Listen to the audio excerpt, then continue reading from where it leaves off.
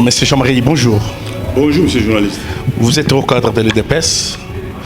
Il y a une nouvelle qui s'écoule à toile qui concerne la présence de M. Kabila, ancien président de la République démocratique du Congo, à l'est de la République. Comment avez-vous aussi trouvé cette nouvelle pour sa présence à Goma? Merci pour la question. Je pense que la présence des présidents honoraires Joseph Kabila à Goma, ce n'est pas une surprise. Cela ne fait que confirmer les présomptions qu'on avait à propos, n'est-ce pas, de son appartenance, ou du moins des géniteurs de la rébellion qui est à l'Est là. Le président de la République, dans une interview, je crois, on avait posé la question, il avait dit que c'est lui qui est à la base de tout ce qui se passe à Goma, c'est Kabila. Les gens ont crié, oh, oh, oh, oh. Bon, aujourd'hui, s'il est là-bas, c'est comme qui dirait il est en terre conquise. Ben, ça confirme vraiment qu'il est avec les rebelles qui sont de tout. Voilà. Mais il y a certaines classes politiques qui demandent, très bien certains leaders politiques qui disent qu'il faut qu'il y ait réconciliation entre M. Kabila et le pouvoir de Kinshasa qui va en place. Comment vous trouvez ça? Moi, je pense qu'il ne faut pas faire cette lecture de cette manière-là. Parce que l'avenir de ce pays ne dépend pas de Tshisekedi, président de la République, ou bien de Kabila, le président honoraire. Dire qu'il faut les réconcilier pour que tout aille bien.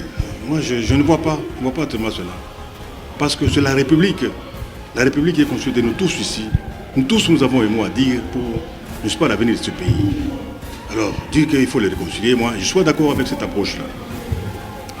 Pour vous, il faut qu'il reste seulement comme ça. Mais on a besoin de l'unité. Il faut que l'unité aussi règne dans le pays. Vous allez rester seulement comme ça dans votre position, dans votre coin aussi.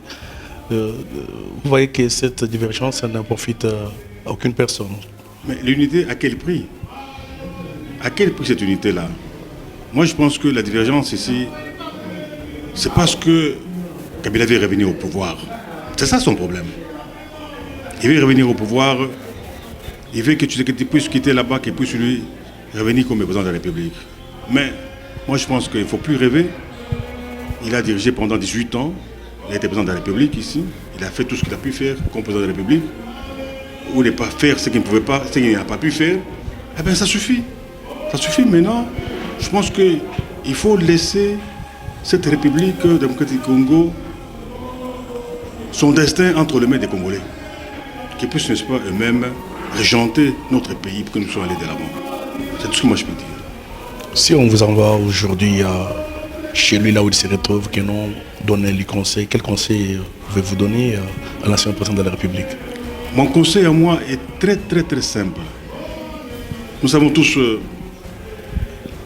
les conditions dans lesquelles le président honoraire est venu ici au Congo. Nous l'avons vu venir. Nous avons vu comment il a évolué. Nous savons ce qu'il est devenu aujourd'hui. C'était un multimilliardaire. Le conseil que je peux lui donner, moi, c'est de se mettre calmement dans ce pays qu'il a accueilli, qui lui a tout donné, qu'il puisse manger son lait tranquillement avec le fromage et que tout le monde reste à sa place. C'est tout ce que moi je peux lui conseiller. Qu'il laisse la politique et qu'il s'occupe de ses affaires. Voilà, c'est ce que je peux lui dire. Merci beaucoup. Je ne sais pas si vous avez un dernier mot sur ça. Le dernier mot que je peux dire, c'est que nous demandons au peuple congolais d'être vraiment très vigilant. Le peuple congolais doit rester derrière Fatou Béton, notre président de la République. Ils doivent le soutenir jusqu'au sacrifice suprême.